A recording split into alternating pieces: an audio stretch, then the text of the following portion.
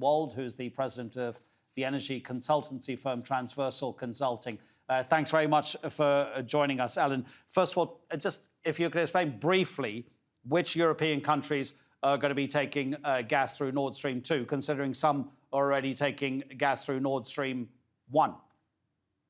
Right. The Nord Stream 2 pipeline essentially mirrors the Nord Stream 1 pipeline, and it's just really designed to expand the amount of natural gas that Russia will be able to send directly to Western Europe. Russia has a lot of pipelines in going from to Eastern Europe and to other areas. They have one also, at the Turk Stream pipeline that goes in that area. So Russia's got a lot of natural gas that heads to Europe, and this is just going to expand a route that is already in use.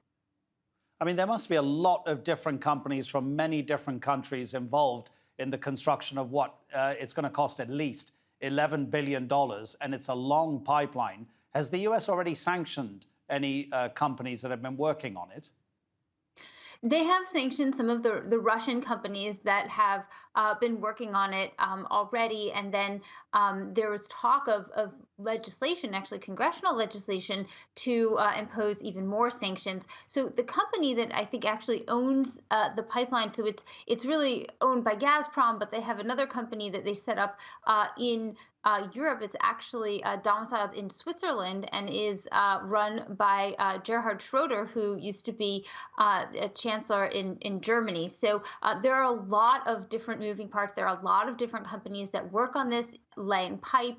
They've got Dutch companies involved, German companies, Swiss companies. So sanctioning all of the companies that are involved in this process would definitely pose a hardship to Russia. And in fact, as more and more sanctions have been imposed on this pipeline, companies have begged off and have basically said, oh, we're not going to lay this pipe anymore because of these U.S. sanctions, and they've had to actually find new companies to replace them. So the U.S. sanctions have definitely stalled the progress on this pipeline, but they haven't halted it. And it's clear that unless Germany decides to halt the process, which it's been pretty clear that by this point that it's not going to do that, it seems like finishing this pipeline is really an inevitability.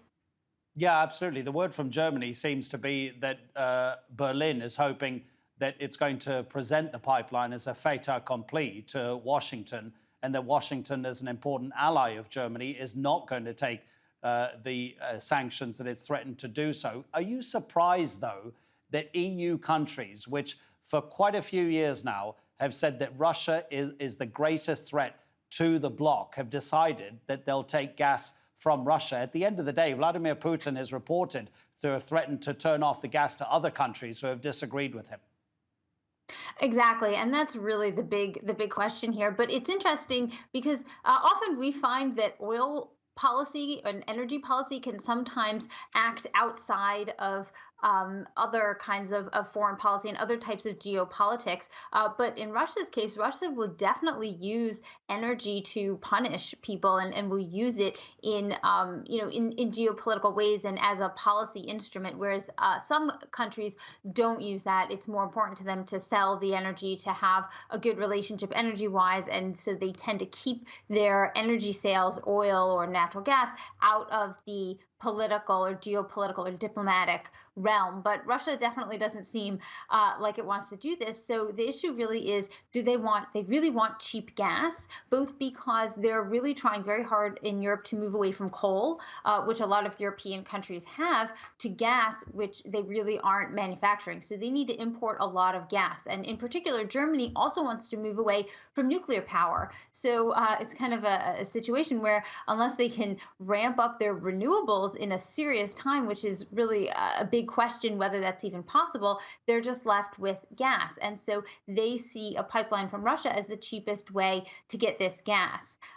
However, the U.S. has argued, and in fact successfully with some countries like Poland, for example, that actually there's a lot of U.S. gas and they're happy to liquefy it and send it to countries in Europe. Now, in order to do that, there are a lot of processes and diplomacy to be worked out, and also long-term contracts to be agreed. But the U.S. did negotiate a contract with Poland during the Trump administration. So it's not something that can't be done. It is more expensive, but it is possible to diversify the natural gas supplies for Europe and not just rely on Russia.